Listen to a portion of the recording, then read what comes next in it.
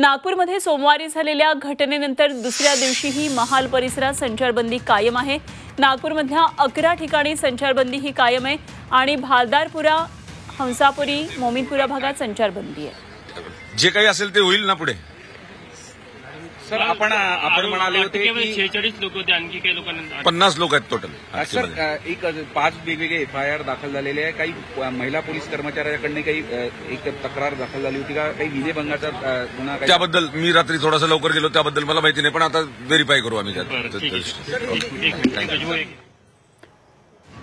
आणि नागपूरमधून आपण ही थेट प्रतिक्रिया पोलीस अधिकाऱ्यांची पाहत होतो। तर संचारबंदी ही कायम आहे। तर सध्या सर्व परिसरामध्ये शांतता आहे। एकंदरीत नागपूरमध्ये शांतता आहे, मात्र 11 भागांमध्ये संचारबंदी कायम आहे।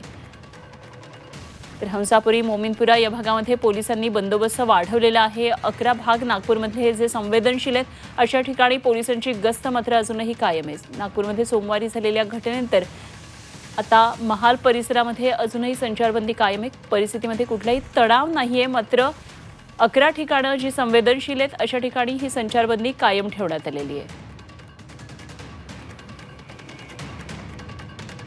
तर एकदा आपण ग्राफिक्सद्वारे ही सगळी माहिती पाहूया। नागपूरमधल्या या संचारबंदी संदर्भातली कोतवाली, तहसील, गणेशपेठ, लकडगंज या भागामध्ये संचारबंदी कायम आहे।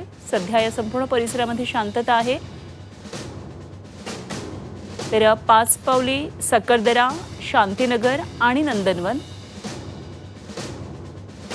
तसंच इमामवाडा, यशोधरानगर आणि कपिलनगर या भागामध्ये संचारबंदी कायम आहे।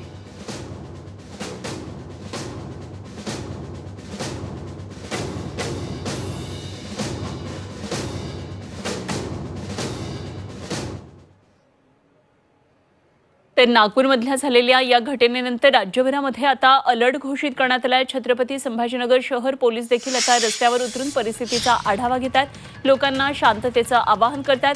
दरम्यान मंगळवारी रात्री पोलीस आयुक्त प्रवीण पवार, उपायुक्त नितीन बगाटे यांनी गस्त घातली आणि शहरातल्या परिस्थितीचा आढावा घेतला।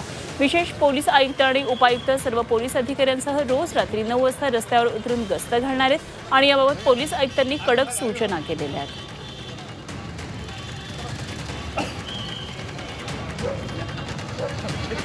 Thank you.